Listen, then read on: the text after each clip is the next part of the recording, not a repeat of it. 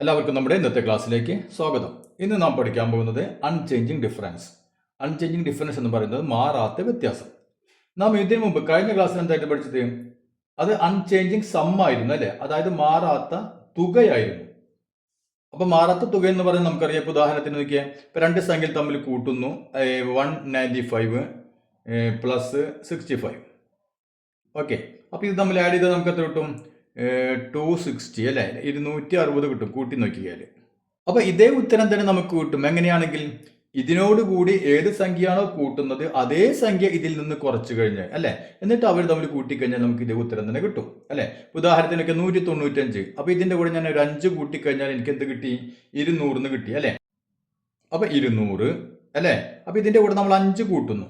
അങ്ങനെയാണെങ്കിൽ ഇവിടെ നിന്ന് എന്ത് വേണം? ഈ കൂട്ടിയ 5 നമ്മൾ ഇവിടുന്ന് കുറയ്ക്കണം അല്ലെ, കുറയ്ക്കണം. അപ്പോൾ 65 നിന്ന് 65 നിന്ന് 5 കുറച്ചാൽ 60 അല്ലെ. അപ്പൊ ഇവിടെ നിന്ന് എന്താണോ കൂട്ടിയത് അത് ഇതിൽ നിന്ന് കുറയ്ക്കുന്നു. അപ്പൊ ആ രണ്ട് സംഖ്യയും തമ്മിൽ കൂട്ടിക്കഴിഞ്ഞാൽ ഇതേ ഉത്തരം തന്നെ കിട്ടും അല്ലെ. അതായത് 200 + 60 = 260. ഇതാണ് നമ്മൾ മാറാത്ത തുക, അതായത് തുക സമ്മ മാറുന്നില്ല അല്ലെ.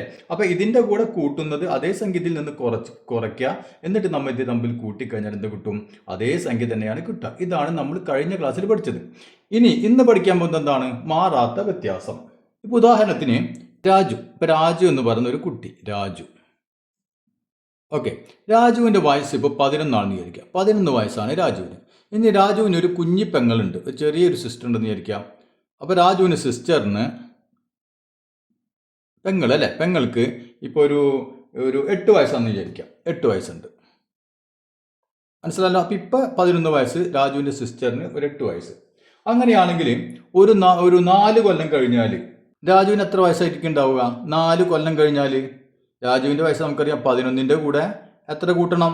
4 കൂട്ടും അല്ലെ. അപ്പൊ 15 വയസ്സായിരിക്കും 4 കൊല്ലം കഴിഞ്ഞാൽ രാജുവിന്. രാജുവിന്റെ സിസ്റ്ററിനോ ഇപ്പോൾ 8 വയസ്സുണ്ട് അല്ലെ. 8ന്റെ കൂടെ എത്ര കൂട്ടണം? 4 കൊല്ലം കഴിഞ്ഞാൽ 4 വയസ്സും കൂടി കൂടും. അപ്പൊ 8ഉം 4ഉം 12 വയസ്സ്. ഇവർക്ക് ഇപ്പൊ 11ഉം 8ഉം വയസ്സുണ്ട്. 2 കൊല്ലം മുമ്പ് ഇവർക്ക് എത്ര വയസ്സുണ്ടായിരുന്നു? അപ്പൊ നമുക്ക് എങ്ങനെ കിട്ടും? ഇപ്പൊ 11 വയസ്സുണ്ട്, അതിൽ നിന്ന് നമ്മൾ 2 വയസ്സ് കുറയ്ക്കണം അല്ലെ. അപ്പൊ 11ന് 2 കുറച്ചാൽ നമുക്ക് എത്ര കിട്ടും? 9 വയസ്സെന്ന് കിട്ടി. ഇനി സിസ്റ്ററിനോ ഇപ്പോൾ 8 വയസ്സുണ്ട്, അതിൽ നിന്ന് 2 കുറയ്ക്കണം അല്ലെ. അപ്പൊ എത്ര വയസ്സായിരിക്കും? 2 കൊല്ലം മുമ്പ് 6 വയസ്സായിരിക്കും. ഇനി ഇവിടെ നോക്കിയേ, ഇപ്പൊ 11 വയസ്സ് അല്ലെ, രാജുവിന് 11 വയസ്സ്, രാജുവിന്റെ സിസ്റ്ററിന് 8 വയസ്സ്. അപ്പൊ ഇവര് തമ്മിൽ ഇപ്പൊ എത്ര വ്യത്യാസമുണ്ട് വയസ്സിന്? എത്ര വയസ്സിന് മൂത്തതാണ് രാജു? 3 വയസ്സിനല്ലേ. അപ്പൊ ഈ 4 കൊല്ലം കഴിഞ്ഞാലോ? 4 കൊല്ലം കഴിഞ്ഞാൽ രാജുവിന് 15 വയസ്സാവും, സിസ്റ്ററിന് 12 വയസ്സാവും. അപ്പോഴും വ്യത്യാസം എത്ര തന്നെയായിരിക്കും? 3 വയസ്സ് തന്നെ അല്ലേ.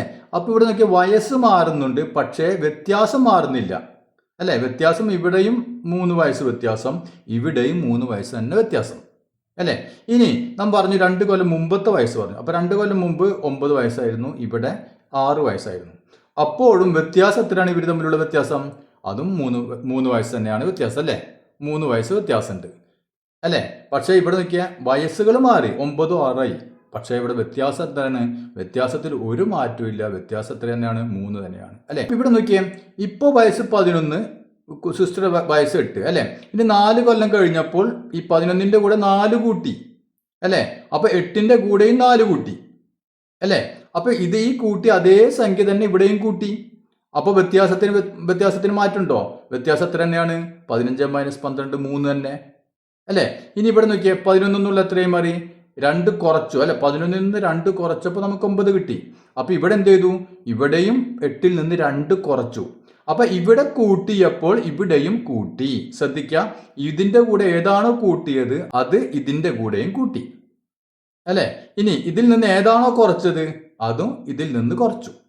അപ്പൊ അങ്ങനെ വരുമ്പോ എന്താണ്? വ്യത്യാസം സെയിം തന്നെയാണ് അല്ലെ. പക്ഷെ നാം ഇവിടെ എന്താണ് പറഞ്ഞത്? ഇവിടെ നമ്മൾ പറഞ്ഞു നോക്കിയാൽ ഇതിന്റെ കൂടെ എന്താണോ കൂട്ടുന്നത് അത് ഇതിൽ നിന്ന് കുറയ്ക്കണം. മനസ്സിലായില്ലേ? അപ്പൊ ഇവിടെ കൂട്ടുന്നത് ഇതിൽ നിന്ന് കുറച്ചാലാണ് നമുക്ക് സമ്മ്, ഒരേ സമ്മ് തന്നെ കിട്ടുള്ളൂ അല്ലെ, മാറാത്ത സമ്മ് കിട്ടുള്ളൂ. പക്ഷെ ഇവിടെ ആണെങ്കിലോ, ഇവിടെ ഏതാണോ കൂട്ടുന്നത് അതേ സംഖ്യ തന്നെ ഇതിൻ്റെ കൂടെ കൂട്ടണം. അല്ലെങ്കിൽ ഇതിൽ നിന്ന് ഏതാണോ കുറയ്ക്കുന്നത് അതേ സംഖ്യ തന്നെ ഇതിൽ നിന്ന് കുറയ്ക്കണം. അങ്ങനെയാണെങ്കിൽ എന്തായിരിക്കും? അതിന് ഒരേ വ്യത്യാസം തന്നെയായിരിക്കും അല്ലെ. അതായത് വ്യത്യാസം മാറുകയില്ല. ഇപ്പൊ ഉദാഹരണത്തിന് നോക്കിയാൽ 285 285 - 198. ഇവിടെ വ്യത്യാസമുണ്ട്. അപ്പോൾ ശ്രദ്ധിക്കുക, ചിഹ്നം ശ്രദ്ധിക്കുക, ഒരു വ്യത്യാസമാണ് അല്ലേ. അപ്പോൾ വ്യത്യാസം കാണുമ്പോൾ നമ്മൾ എന്താണ് പറഞ്ഞത്, ഇതിൽ നിന്ന് എന്താണോ കൂട്ടുന്നത് അത് ഇതിന്റെ കൂടെ കൂട്ടുക അല്ലേ. അപ്പോൾ നോക്കിയാൽ ഇവർ തമ്മിലുള്ള വ്യത്യാസത്തിലിടണോ, 285 മൈനസ് 198 എത്രയാണ് വ്യത്യാസം കിട്ടുക ഒന്ന് കുറച്ച് നോക്കാം. അപ്പോൾ നമുക്കിവിടെ 7 ഇതിനെങ്കിലും കടം കൊടുത്തു അല്ലേ, ബാക്കി ഇവിടെ എത്ര വരും, 8 അല്ലേ. അപ്പോൾ 87 കിട്ടും. ഇതിൽ നിന്ന് ഇത് കുറച്ച് നമുക്ക് 87 കിട്ടും. ഇനി നമ്മൾ ഇവിടെ പറഞ്ഞ പ്രകാരം ഒന്ന് ചെയ്ത് നോക്കിയാൽ ഇതിന്റെ കൂടെ ഏതാണോ കൂട്ടുന്നത് അത് ഇതിന്റെ കൂടെ കൂട്ടുക അല്ലെ. എന്നിട്ട് ഇതിന്റെ വ്യത്യാസം തന്നെ ആയിരിക്കണം, ഇത് തന്നെ ആയിരിക്കണം. നമുക്കൊന്ന് ചെക്ക് ചെയ്ത് നോക്കാം. അപ്പൊ ഇങ്ങനത്തെ കാര്യം എപ്പോഴാണ് നമ്മൾ ഉപയോഗിക്കുക, നമുക്കിത് ഈ ചെയ്യുന്നത് അല്ലെ ക്രിയ ചെയ്യുന്നത് എളുപ്പമാക്കാൻ വേണ്ടിയിട്ടാണ്, അല്ലാണ്ട് ബുദ്ധിമുട്ടാക്കാനല്ല. അപ്പൊ നമുക്ക് എളുപ്പത്തിൽ ഒരു കണക്ക് ചെയ്യാൻ, ഒരു പ്രോബ്ലം ചെയ്യാൻ വേണ്ടിയിട്ടാണ് നമുക്ക് ഇങ്ങനെ മാറ്റുന്നത് അല്ലെ. ഇപ്പൊ നമുക്ക് 198 അപ്പൊ 190 നമുക്ക് 200 ആക്കാം അല്ലെ. അപ്പൊ നമുക്ക് കുറയ്ക്കാൻ എളുപ്പമാണ്, മനസ്സിലായല്ലോ. ഇത് 200 ആക്കുകയാണെങ്കിൽ നോക്കിയാൽ 200 ആക്കി. അങ്ങനെയാണെങ്കിൽ ഞാൻ 198 കൂടെ ഏതാണ് കൂട്ടിയത്, 2 കൂട്ടി അല്ലെ. അപ്പൊ ഇവിടെ ഞാൻ 2 കൂട്ടിയപ്പോൾ 200 ആയി. അങ്ങനെയാണെങ്കിൽ ഇതിന്റെയും കൂടെ എന്ത് വേണം, നമ്മൾ 2 കൂട്ടണം. ഇതിന്റെ കൂടെ ഏത് സംഖ്യയാണോ കൂട്ടുന്നത് അത് ഇതിന്റെ കൂടെയും കൂട്ടണം അല്ലെ. അപ്പൊ ഇവിടെ എത്ര വന്നു, 287 എന്ന് വന്നു. അപ്പൊ 288 മൈനസ് 198 എന്ന് പറയുന്നതും അപ്പൊ കിട്ടുന്ന ഉത്തരവും 287 നിന്ന് 200 കുറച്ചാൽ കിട്ടുന്ന ഉത്തരവും തന്നെ ആയിരിക്കും, സെയിം തന്നെ ആയിരിക്കും അല്ലെ. നമുക്ക് നോക്കാം. ഇവിടെ നോക്കി. അപ്പൊ ഇങ്ങനെ വരുമ്പോൾ നമുക്ക് ഇവിടെ 0 അല്ലെ. ഇപ്പൊ 100 200 300 എന്നൊക്കെ വരുമ്പോൾ നമുക്ക് കുറയ്ക്കാൻ വളരെ എളുപ്പമാണ്. അപ്പൊ 287 നിന്ന് 200 പോയി, ബാക്കി ഏതാ ഉള്ളത്, 87 മാത്രമേ ഉള്ളൂ അല്ലെ. അപ്പൊ നമുക്ക് വളരെ പെട്ടെന്ന് തന്നെ കുറയ്ക്കാൻ പറ്റും. ഇവിടെയാണെങ്കിലോ നമുക്ക് കുറയ്ക്കാൻ കുറച്ച് ബുദ്ധിമുട്ടുണ്ട് അല്ലേ. ഇവിടുന്ന് കടം വാങ്ങണം, കടം വാങ്ങി തിരിച്ചു കൊടുക്കണം അല്ലേ, അതൊക്കെ പണി. പക്ഷെ ഇവിടെ നോക്കിയേ, ഇവിടെ നമുക്ക് ഇതിനെ 2 ആക്കി, ഞാൻ 200 ആക്കി. 200 ആക്കാൻ എന്താ ചെയ്തത്, 2 കൂട്ടി. അങ്ങനെയാണെങ്കിൽ ഇതിന്റെ കൂടെ 2 കൂട്ടണം, എന്നിട്ട് കുറച്ചാലും ഇതേ ഉത്തരം തന്നെ നമുക്ക് കിട്ടും. ക്ലിയർ ആണല്ലോ. അപ്പൊ നമുക്ക് ഇത് ഈ തത്വം ഉപയോഗിച്ചുകൊണ്ട് കുറയ്ക്കാനുള്ള എന്ത് ചെയ്യാം, വളരെ എളുപ്പത്തിൽ നമുക്ക് കുറയ്ക്കാൻ പറ്റും. മനസ്സിലായില്ലേ. അപ്പൊ നമുക്ക് എല്ലാവരും ടെക്സ്റ്റ് ബുക്ക് എടുക്കാം. ടെക്സ്റ്റ് ബുക്കിലെ പേജ് നമ്പർ 118 അല്ലെ. 118 കുറച്ച് ചോദ്യങ്ങളുണ്ട്, അത് നമുക്കൊന്ന് ചെയ്ത് നോക്കാം. അപ്പൊ ഇതാണ് നമ്മുടെ ആദ്യത്തെ ചോദ്യം. 453 മൈനസ് 196. 453 നിന്ന് 196 കുറയ്ക്കണം അല്ലെ. അപ്പൊ നാം എന്താണ് ഇപ്പൊ പഠിച്ചത്, ഇപ്പോൾ നമുക്ക് കിട്ടുന്ന ഈ ഉത്തരം അല്ലെ, അതേ ഉത്തരം തന്നെ നമുക്ക് കിട്ടും. എങ്ങനെ ചെയ്തു കഴിഞ്ഞാൽ ഇതിന്റെ കൂടെ ഏത് സംഖ്യയാണോ കൂട്ടുന്നത് അതേ സംഖ്യ തന്നെ ഇതിന്റെ കൂടെ കൂട്ടാം അല്ലെ. എന്നിട്ട് അവ തമ്മിൽ അതിൽ നിന്ന് ഒന്നിൽ നിന്ന് മറ്റേത് കുറച്ചു കഴിഞ്ഞാൽ ഇതേ ഉത്തരം തന്നെ നമുക്ക് കിട്ടും അല്ലെ. അതല്ലെങ്കിൽ ഇതിൽ നിന്ന് ഏത് സംഖ്യയാണോ കുറയ്ക്കുന്നത് അതേ സംഖ്യ തന്നെ ഇതിൽ നിന്ന് കുറയ്ക്കാം അല്ലെ. എന്നിട്ട് ഇതിൽ നിന്ന് ഇത് കുറച്ചു കഴിഞ്ഞാൽ എന്ത് കിട്ടും, ഇവിടെ ഡിഫറൻസ് കണ്ടു കഴിഞ്ഞാൽ നമുക്ക് ഇതേ ഉത്തരം തന്നെ കിട്ടും അല്ലെ. ഇതാണ് നാം ഇപ്പോൾ പഠിച്ചു നിർത്തിയത്. ഇതെന്തിനാണ് നമ്മൾ ചെയ്യുന്നത്, നമുക്ക് കുറയ്ക്കൽ വളരെ ഈസി ആക്കാൻ വേണ്ടിയിട്ടാണ്.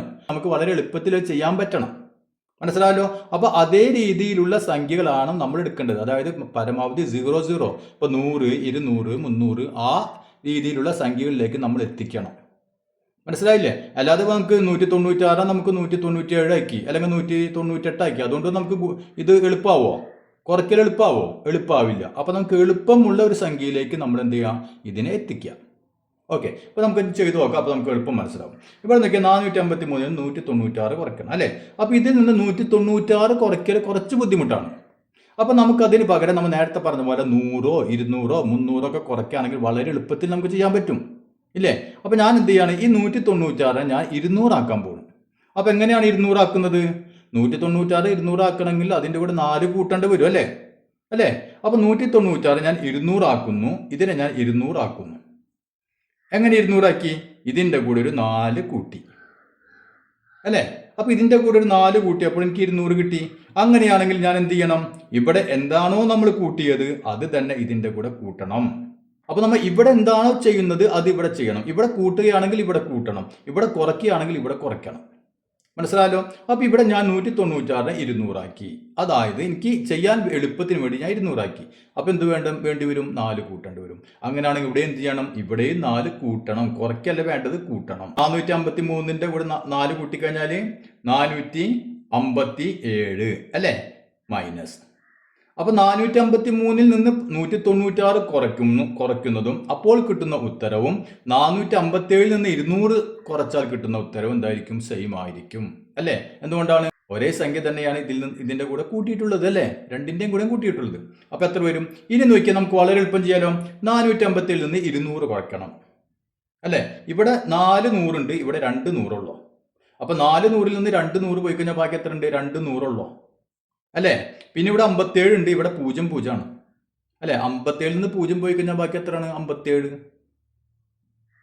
അല്ലേ? അതായത് 457 നിന്ന് 200 പോയി കഴിഞ്ഞാൽ ബാക്കി എന്ത് വരും? ബാക്കി 200 അല്ലേ? 400 നിന്ന് 200 പോയാൽ 200 ബാക്കി 200, അപ്പോൾ 257. മനസ്സിലായല്ലോ? അപ്പോൾ വളരെ എളുപ്പത്തിൽ നമുക്ക് ഉത്തരം കണ്ടുപിടിക്കാൻ പറ്റി അല്ലേ? അല്ലെങ്കിൽ നമ്മൾ ഇതിൽ നിന്ന് കടം വാങ്ങണം, പിന്നെ കടം വാങ്ങി തിരിച്ചു കൊടുക്കണം, എന്തെല്ലാം പണികളുണ്ടല്ല, ഇതിനൊന്നും നിൽക്കേണ്ട, വളരെ എളുപ്പം. ഓക്കെ, ഇനി അതിൽ രണ്ടാമത്തെ എന്താണെന്ന് നോക്കിയാൽ 388 മൈനസ് 189. ഓക്കെ, അപ്പൊ നമ്മൾ ആദ്യം എന്ത് നോക്കണം? ഇവിടെ മൈനസ് ആണ്, കുറയ്ക്കലാണ് അല്ലെ? അപ്പൊ അതാദ്യം നമ്മൾ മനസ്സിൽ വെച്ചല്ലോ. അപ്പൊ ഇതിന്റെ കൂടെ കൂട്ടുകയാണെങ്കിൽ ഇതിന്റെ കൂടെയും കൂട്ടണം, ഇതിൽ നിന്ന് കുറയ്ക്കുകയാണെങ്കിൽ ഇതിൽ നിന്ന് കുറയ്ക്കണം അല്ലെ? ഓക്കെ, ഇനി നമുക്ക് എന്ത് വേണം? ഇവിടെ വളരെ എളുപ്പമുള്ള ഒരു സംഖ്യയാക്കി മാറ്റണം, അതായത് 100, 200, 300 അതുപോലത്തെ സംഖ്യകളാക്കി മാറ്റണം. അപ്പൊ നമുക്ക് വളരെ പെട്ടെന്ന് തന്നെ കുറയ്ക്കാൻ പറ്റും അല്ലെ? അപ്പൊ ഇവിടെ നിൽക്കുക 189 ആണ്. അപ്പൊ 189 നമുക്ക് തൊട്ട നല്ല റൗണ്ട് ഫിഗർ ഏതാ? 200 അല്ലെ? അപ്പൊ 200 ആക്കിയാൽ മതി. അപ്പൊ 200 ആക്കാണ് ഞാൻ 189 ഞാൻ 200 ആക്കുന്നു. അപ്പൊ എത്ര കൂട്ടേണ്ടി വരും? 189 200 ആക്കാൻ 11 കൂട്ടണം അല്ലെ? 11 കൂട്ടിക്കഴിഞ്ഞാലാണ് 200 ആവുക. അങ്ങനെയാണെങ്കിൽ ഇവിടെ എന്ത് വേണം? ഈ 11 ഇവിടെയും കൂട്ടേണ്ടി വരും അല്ലെ? അപ്പൊ ഇതിന്റെ കൂടെ 11 കൂട്ടണം. അപ്പൊ എത്ര കൂട്ടും നമുക്ക്? 399 അല്ലെ? അപ്പൊ ഇതിൽ നിന്ന് ഇത് കുറയ്ക്കുന്നതിന് പകരം എന്ത് ചെയ്താൽ മതി? 399 നിന്ന് 200 കുറച്ചാൽ മതി. ഇനി എളുപ്പം നമ്മൾ കുറയ്ക്കാലോ അല്ലെ? ഇവിടെ നോക്കിയാൽ 3 100 ഉണ്ട്, ഇവിടെ 2 100 ഉള്ളൂ. അപ്പൊ 3 100 നിന്ന് 2 100 പോയി കഴിഞ്ഞാൽ എത്ര വരും? 1 100 അല്ലെ? പിന്നെ നോക്കിയാൽ ഇവിടെ 399 ഉണ്ട്, ഇവിടെ 200 ഉള്ളൂ അല്ലെ? അപ്പൊ ഇവിടെ 99 കൂടി ഉണ്ട്, അപ്പൊ 199. ക്ലിയർ ആയല്ലോ? ഇനി നമ്മുടെ മൂന്നാമത്തെ നോക്കിയാൽ, അപ്പൊ മനസ്സിലാക്കി തന്നെ ചെയ്ത് പഠിക്കണം കേട്ടോ, അല്ലെങ്കിൽ പിന്നീട് നിങ്ങൾ വെറുതെ ഇങ്ങനെ കോപ്പി അടിച്ച് എഴുതിയിട്ട് കാര്യമില്ല, മനസ്സിലാക്കി തന്നെ പഠിക്കാം. ഇനി നോക്കിയാൽ 700 മൈനസ് 387. ഓക്കെ, ഇവിടെ നമുക്ക് എന്ത് വേണം?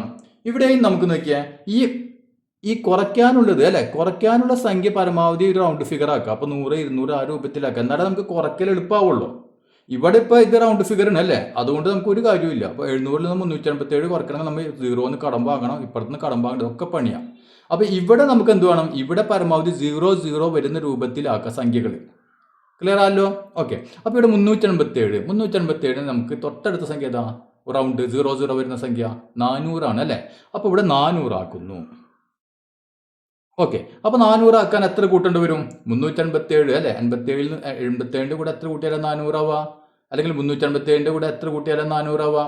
13 കൂടിയും കൂട്ടണം അല്ലെ? 13 നമുക്ക് കണ്ടാൽ അറിയാതെ 13 കൂട്ടണം എന്നുള്ളത് അല്ലെ? അപ്പൊ ഇതിന്റെ കൂടെ 13 കൂട്ടിക്കഴിഞ്ഞാലാണ് നമുക്ക് ഇത് കിട്ടുന്നത്. അങ്ങനെയാണെങ്കിൽ എന്ത് ചെയ്യണം? ഇതിന്റെ കൂടെയും ഒരു 13 കൂട്ടേണ്ടി വരും അല്ലെ? അപ്പൊ 700 എന്നുള്ള എത്രയായി? 713 ഓക്കെ, അപ്പൊ 700 മൈനസ് 387 പകരം നമ്മൾ എന്ത് ചെയ്താൽ മതി? 713 നിന്ന് 400 കുറച്ചാൽ മതി. ക്ലിയർ ആയില്ലേ? ഇപ്പൊ നോക്കിയേ, 400 കുറച്ചാൽ മതി, വളരെ എളുപ്പം. 713 നിന്ന് അല്ലെ? അപ്പൊ 700 ഇവിടെ 400, അപ്പൊ 700 നിന്ന് 400 കുറച്ച് എത്രയാണ്? 300 അല്ലെ? 300 ബാക്കി എത്ര വരും? ഇവിടെ ഏതുണ്ട്? 13 ഉണ്ട്, അപ്പൊ 313. മനസ്സിലാവണില്ലേ? ഓക്കെ, ഇനി നമ്മുടെ നാലാമത്തെ നോക്കിയേ, അത് ഏതാണ് സംഖ്യകള്? 1500 മൈനസ് 839. ഓക്കെ, അപ്പൊ ഇവിടെയും നമുക്ക് എന്ത് ചെയ്യണം? ഇവിടെയും നമുക്ക് 839 എന്നുള്ളത് എന്ത് ചെയ്യണം? 00 വരുന്ന സംഖ്യയാക്കി മാറ്റണം അല്ലെ? അപ്പൊ നമ്മൾ ഏത് സംഖ്യ ആക്കും ഇവിടെ? ഈ 839 ഒന്നുകിൽ നമ്മൾ 900 ആക്കണം അല്ലെ? 900 ആക്കണം, അതല്ലെങ്കിൽ 800 ആക്കണം. അപ്പൊ ഏത് വേണമെങ്കിലും ആക്കാം അല്ല? അപ്പൊ നിങ്ങൾ ഇഷ്ടം. ഒന്നുകിൽ 900 ആക്കണം അല്ലെ? 900 ആക്കണമെങ്കിൽ നമ്മൾ എത്ര ആഡ് ചെയ്യേണ്ടി വരും? 61 അല്ലെ? 61 ആഡ് ചെയ്യേണ്ടി വരും. അതായത് നമ്മൾ കുറച്ച് നോക്കാം, 61 കിട്ടുക. ഓക്കെ, അപ്പൊ ഇതിന്റെ കൂടെ നമ്മൾ 61 ആഡ് ചെയ്ത് കഴിഞ്ഞാൽ, അപ്പൊ ഒരു 61 ഞാൻ ഇതിന്റെ കൂടെ ആഡ് ചെയ്ത് കഴിഞ്ഞാൽ എനിക്ക് എത്ര കിട്ടും? 9 1 10 0, ബാക്കി 1 1 6 7 3 10, ബാക്കി 1 1 8 9. കണ്ട? അപ്പൊ നമുക്ക് 900 കിട്ടി. അപ്പൊ നമുക്ക് നല്ല റൗണ്ട് ഫിഗർ കിട്ടി. അങ്ങനെയാണെങ്കിൽ ഇവിടെ എന്ത് വരും? 1500 കൂടെ ഏത് കൂട്ടണം? 61 കൂട്ടണം അല്ലെ? അപ്പൊ 61 നമ്മൾ കൂട്ടണം. അപ്പൊ ഇത് കൂട്ടാൻ നമുക്ക് വളരെ എളുപ്പമാണ് അല്ലെ? 1561. അപ്പൊ ഇത് 1500 നിന്ന് 839 കുറയ്ക്കുന്നതിന് പകരം എന്ത് ചെയ്താൽ മതി? 1561 നിന്ന് 900 കുറച്ചാൽ മതി അല്ലെ? ഇനി നമുക്ക് വളരെ ഈസി ആയല്ലോ അല്ലേ? ഇവിടെ നോക്കിയാൽ എത്ര നൂറുണ്ട്? 15 നൂറുണ്ട് അല്ലേ? 1561. എത്ര നൂറുണ്ട്? 15 നൂറ്. ഇവിടെ എത്ര നൂറുണ്ട്? 9 നൂറ്. അപ്പോൾ ഇവിടെ ഇതിൽ നിന്ന് ഇത് കുറയ്ക്കുമ്പോൾ എത്ര വരും? 600 അല്ലേ? 600, 600. ബാക്കി ഇവിടെ എത്ര കിടക്കുന്നുണ്ട്? 61 കൂടി. അപ്പോൾ 661. അപ്പോൾ അത് മനസ്സിലായില്ലേ? ഓക്കെ. ഇനി നമുക്ക് രണ്ട് സംഖ്യകളും ഈവൺ നമ്പറാണ്, അതായത് ഇരട്ട സംഖ്യകളാണ്. അങ്ങനെയാണെങ്കിൽ അവയുടെ ഡിഫറൻസ് എന്തായിരിക്കും? അവയുടെ വ്യത്യാസം എന്തായിരിക്കും? ഇപ്പോൾ ഉദാഹരണത്തിന് നോക്കിയാൽ 18 മൈനസ് 12. ഇത് രണ്ട് ഇരട്ട സംഖ്യകളാണ് അല്ലേ? ഈവൺ നമ്പേഴ്സ് ആണ്. നമുക്ക് എത്ര വ്യത്യാസം കിട്ടും? 18 നിന്ന് 12 കുറച്ച് കഴിഞ്ഞാൽ നമുക്ക് 6 കിട്ടി. ഓക്കെ. ഇനി നമുക്ക് വേണമെങ്കിൽ 20 മൈനസ് 4. 20 നിന്ന് 4 കുറയ്ക്കുന്നു. എത്ര കിട്ടും നമുക്ക്? 16 കിട്ടും അല്ലേ? ഇപ്പൊ 16 കിട്ടി. അപ്പൊ ഇതും നോക്കി, ഇത് രണ്ടും ഈവൺ നമ്പർ അല്ലേ? ഇരട്ട സംഖ്യകളല്ലേ? നമുക്ക് കിട്ടുന്ന ഉത്തരം എന്താണ്? ഇരട്ട സംഖ്യ തന്നെയാണ് അല്ലേ? അപ്പോൾ ഒരു ഇരട്ട സംഖ്യയിൽ നിന്ന് വേറെ ഇരട്ട സംഖ്യ കുറച്ചപ്പോൾ നമുക്ക് കിട്ടുന്ന ഉത്തരം ഇരട്ട സംഖ്യ. ഇവിടെ നമ്മൾ വേറെ സംഖ്യ എടുത്തപ്പോഴും ഇരട്ടയിൽ നിന്ന് ഇരട്ട കുറയ്ക്കുമ്പോൾ നമുക്ക് കിട്ടുന്നത് ഇരട്ട സംഖ്യ അല്ലേ? അതായത് ഈവൺ നമ്പർ കിട്ടുന്നു. അപ്പൊ നമ്മൾ നോക്കാൻ പോകുന്നത് ഏത് ഇരട്ട സംഖ്യയിൽ നിന്നും മറ്റൊരു ഇരട്ട സംഖ്യ കുറച്ചു കഴിഞ്ഞാൽ ആൻസർ ഇരട്ട സംഖ്യ തന്നെ ആയിരിക്കുമോ? ഇതാണ് നമ്മൾ ഇപ്പോൾ ചെക്ക് ചെയ്യാൻ പോകുന്നത്. അപ്പൊ നമുക്ക് ആദ്യത്തെ തന്നെ എടുക്കാം. 18 മൈനസ് 12 = 6 അല്ലേ? ഇവിടെ നമുക്ക് 18 എന്ന് പറയുന്ന സംഖ്യ എന്താണ്? നമുക്കറിയാം, ഒരു എണ്ണൽ സംഖ്യയെ 2 കൊണ്ട് ഗുണിച്ചു കഴിഞ്ഞാൽ, 2 കൊണ്ട് ഏതിനെയും ഗുണിച്ചു കഴിഞ്ഞാൽ എന്തായിരിക്കും? ഏത് സംഖ്യയെ നമ്മൾ 2 കൊണ്ട് ഗുണിച്ചു കഴിഞ്ഞാൽ അതൊരു ഈവൺ നമ്പർ ആയിരിക്കും അല്ലെ? ഇരട്ട സംഖ്യ ആയിരിക്കും നമുക്ക് കിട്ടുക. അതായത് ഓഡ് നമ്പർ ആയാലും ഈവൺ നമ്പർ ആയാലും അതിനെ നമ്മൾ 2 കൊണ്ട് ഗുണിച്ചു കഴിഞ്ഞാൽ, ഏത് സംഖ്യയും 2 കൊണ്ട് ഗുണിച്ചാൽ നമുക്ക് കിട്ടുന്നത് എന്ത് തന്നെ ആയിരിക്കും?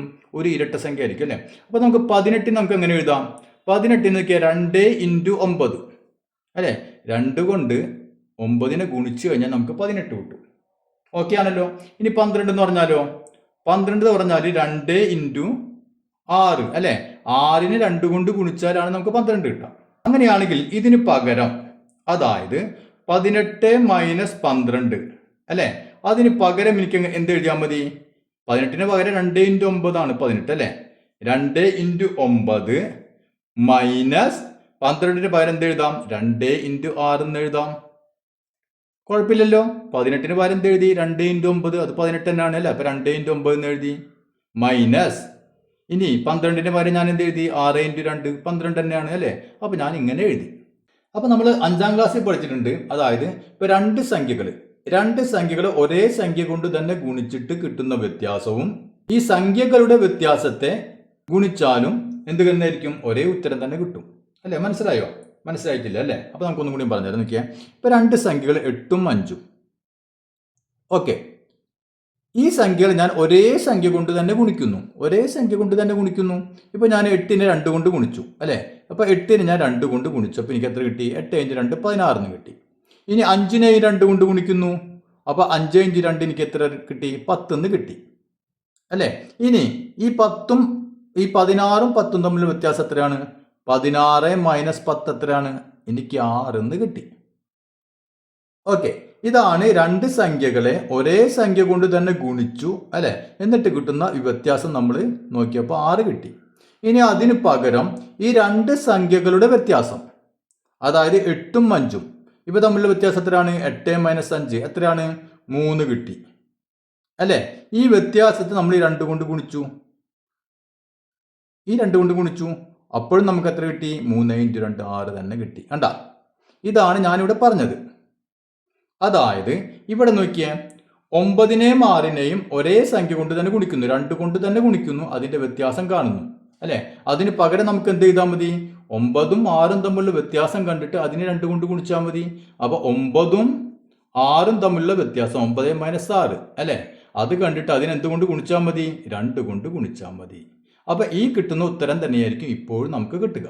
അതായത് 2 × 9 മൈനസ് 2 × 6 നമുക്ക് എങ്ങനെ എഴുതാം? 2 × 9 മൈനസ് 6 എന്ന് എഴുതാം. അപ്പൊ നിങ്ങൾ ഇത് കുറച്ചും കൂടി മുതിർന്ന ക്ലാസ്സിൽ എത്തുമ്പോൾ നമ്മൾ ഇങ്ങനെയല്ല പഠിക്കുക. നമ്മൾ എന്താണ് ഇവിടെ നോക്കിയാൽ 2 × 9 2 × 6 രണ്ടിലും ഈ ബ്രാക്കറ്റിനുള്ളിൽ രണ്ടിലും 2 അത് കോമൺ ആയിട്ട് 2 കിടക്കുന്നുണ്ട്. അപ്പൊ ഈ 2നെ നമ്മൾ ബ്രാക്കറ്റിന് പുറത്ത് കൊണ്ടുവന്നു. മനസ്സിലായില്ലേ? അപ്പൊ 2 രണ്ടിലും ഉള്ളത് കൊണ്ട് ഈ 2 നമ്മൾ പുറത്തെടുത്തു അല്ലെ? ബാക്കി ഇവിടെ 9 ചിഹ്നം മൈനസ്, പിന്നെ ഇവിടെ 6. അപ്പൊ അങ്ങനെ എഴുതി. ഇങ്ങനെയാണ് നമ്മൾ എന്ത് പറയാം? നമ്മൾ 8ലും 9ലൊക്കെ ആകുമ്പോൾ നമ്മൾ പഠിക്കാം. ഇപ്പം നിങ്ങൾക്ക് ഇത് പഠിച്ചിട്ടില്ല, അതുകൊണ്ട് നമ്മൾ 5ാം ക്ലാസ്സിൽ പഠിച്ച കാര്യം വെച്ചാണ് ഞാനിത് പറഞ്ഞു തന്നത്. അപ്പം നമുക്ക് ഇവിടെ എന്ത് കിട്ടി? 2 × 9 - 6 കിട്ടി അല്ലേ? അതായത് 2 × 9 നിന്ന് 6 കുറച്ചാൽ 3 അല്ലേ? അപ്പൊ 2 × 3 നമുക്ക് ഉത്തരം കിട്ടി. നമുക്ക് ഇവിടെ കിട്ടിയ സംഖ്യകൾ നോക്കിയേ. 2 കൊണ്ട് 3നെ ഗുണിക്കുന്നു, അതായത് 2ന്റെ ഗുണിതമാണ്. ഏത് സംഖ്യയെ നമുക്കറിയാം 2 കൊണ്ട് ഗുണിച്ചാൽ നമുക്ക് എന്താ കിട്ടുള്ളൂ? അതൊരു ഈവൺ നമ്പർ തന്നെ ആയിരിക്കും അല്ലേ? അതായത് ഒരു ഈവൺ നമ്പറിൽ നിന്ന് മറ്റൊരു ഈവൺ നമ്പർ കുറച്ചു കഴിഞ്ഞാൽ എപ്പോഴും നമുക്ക് എന്തായിരിക്കും കിട്ടുക? ഈവൺ നമ്പർ ആയിരിക്കും കിട്ടുക. ഇനി നമുക്ക് ഈവൺ നമ്പർ പകരം രണ്ടും ഓഡ് നമ്പർ ആണെങ്കിലോ, ഇപ്പൊ ഒരു ഓഡ് നമ്പറിൽ നിന്ന് മറ്റൊരു ഓഡ് നമ്പർ കുറച്ചു കഴിഞ്ഞാൽ എന്താണ് സംഭവിക്കുക? ഉദാഹരണത്തിന് നോക്കിയാൽ 95 - 33. ഓക്കെ, 95 നിന്ന് 33 കുറയ്ക്കണം. രണ്ടും ഓഡ് നമ്പർ ആണ് അല്ലേ? അപ്പൊ ഇതും ഒറ്റ സംഖ്യ, ഇതും ഒറ്റ സംഖ്യ. അപ്പൊ ഇതിൽ നിന്ന് ഇത് കുറച്ച് കഴിഞ്ഞാൽ നമുക്ക് ഓഡ് നമ്പർ ആണോ ഈവൺ നമ്പർ ആണോ കിട്ടുക അല്ലെ? ഇതാണ് നമ്മൾ നോക്കാൻ പോകുന്നത്. അതായത് രണ്ട് ഓഡ് നമ്പേഴ്സിന്റെ ഡിഫറൻസ് ഓഡ് നമ്പർ ആണോ ഈവൺ നമ്പർ ആണോ? മനസ്സിലായല്ലോ? ഇപ്പൊ ഇവിടെ നോക്കിയാൽ നമുക്കറിയാം ഒരു ഈവൺ നമ്പറിന്റെ കൂടെ അല്ലെ 1 കൂട്ടിക്കഴിഞ്ഞാൽ നമുക്ക് എന്ത് കിട്ടും? ഒരു ഓഡ് നമ്പർ കിട്ടും അല്ലെ? അതായത് ഇവിടെ 95 നമുക്ക് എങ്ങനെ എഴുതാം? 94ന്റെ കൂടെ 1 കൂട്ടിക്കഴിഞ്ഞാൽ അല്ലെ 94 + 1, ഇതാണ് 95 അല്ലെ? ഇനി 33 എങ്ങനെ എഴുതാം? 32 + 1 എന്ന് എഴുതിക്കൂടെ? എഴുതാം അല്ലെ? അതായത് 95 - 33 പകരം 94 + 1 - 33 പകരം എന്ത് എഴുതാം? 32 + 1 എന്ന് എഴുതാം അല്ലെ? ക്ലാസിന്റെ തുടക്കത്തിൽ നമ്മൾ എന്താണ് പഠിച്ചത്? രണ്ട് സംഖ്യകളുടെ വ്യത്യാസവും ഇനി ഓരോന്നിന്റെയും കൂടെ ഒരേ സംഖ്യ തന്നെ ഒന്നുകിൽ കൂട്ടുക അല്ലെങ്കിൽ കുറയ്ക്കുക അല്ലെ? അങ്ങനെ ചെയ്താൽ ആ കിട്ടുന്ന സംഖ്യയുടെ വ്യത്യാസവും തുല്യമാണെന്ന് നമ്മൾ പഠിച്ചു അല്ലെ? അപ്പൊ ഇവിടെ നോക്കിയേ, 94 - 32, 94 - 32 ആ കിട്ടുന്ന ഉത്തരം തന്നെയായിരിക്കും എപ്പോൾ കിട്ടുക? 95 - 33 കിട്ടുക. അതെന്തുകൊണ്ടാണ്? 94ന്റെ കൂടെ ഞാൻ 1 കൂട്ടി, 32ന്റെ കൂടെയും 1 കൂട്ടി, അതായത് ഒരേ സംഖ്യ തന്നെ കൂട്ടി അല്ലെ? അപ്പൊ 94ന്റെ കൂടെയും 32ന്റെ കൂടെ ഞാൻ ഒരേ സംഖ്യ തന്നെ കൂട്ടി. അങ്ങനെയാണെങ്കിൽ നമുക്ക് 94 - 32 എന്ന് പറഞ്ഞ ഉത്തരം തന്നെയായിരിക്കും 95 - 33 വരിക. അതാണ് നമ്മൾ കുറച്ച് നേരത്തെ പഠിച്ചത് അല്ലെ? അപ്പൊ ഇവിടെ 94 - 32 അല്ലെ, അതേ ഉത്തരം തന്നെ നമുക്ക് എന്തിനു കിട്ടും? 95 - 33 കിട്ടും. ക്ലിയർ ആയില്ലേ? അപ്പൊ 94 - 32 എന്ന് പറഞ്ഞാൽ നമുക്ക് എന്തായിരിക്കും ഉത്തരം കിട്ടുക? നമ്മൾ പറഞ്ഞു നിർത്തിയ എന്താണ്? അതായത് രണ്ട് ഈവൺ നമ്പേഴ്സിന്റെ ഡിഫറൻസ് എപ്പോഴും ഈവൺ നമ്പർ ആയിരിക്കും അല്ലെ? രണ്ട് ഇരട്ട സംഖ്യകളുടെ വ്യത്യാസം ഇരട്ട സംഖ്യ തന്നെ ആയിരിക്കും അല്ലെ? അങ്ങനെയാണെങ്കിൽ ഇതിന്റെ വ്യത്യാസം തന്നെയായിരിക്കും ഇതിനും അല്ലെ? അപ്പൊ നമുക്ക് എന്തായിരിക്കും കിട്ടുക? ഇതിന്റെ വ്യത്യാസം എന്താണ്? ഇരട്ട സംഖ്യ തന്നെ അല്ലേ? അങ്ങനെയാണെങ്കിൽ ഇതിന്റെ വ്യത്യാസം തന്നെയായിരിക്കും ഇരട്ട സംഖ്യ തന്നെ ആയിരിക്കും. അതായത് ചുരുക്കത്തിൽ പറഞ്ഞാല് രണ്ട് ഇരട്ട സംഖ്യകളുടെ വ്യത്യാസം എന്താണ്? ഇരട്ട സംഖ്യ തന്നെയാണ്. രണ്ട് ഒറ്റ സംഖ്യകൾ തമ്മിലുള്ള വ്യത്യാസവും ഈവൺ നമ്പർ തന്നെയായിരിക്കും. മനസ്സിലായല്ലോ? അപ്പൊ ഇന്നത്തെ ക്ലാസ് എല്ലാവർക്കും മനസ്സിലായി എന്ന് കരുതുന്നു. നമുക്ക് ഇതുമായി ബന്ധപ്പെട്ട കുറെ ചോദ്യങ്ങളുണ്ട്, അത് നമുക്ക് അടുത്ത ക്ലാസ്സിൽ ചെയ്യാം.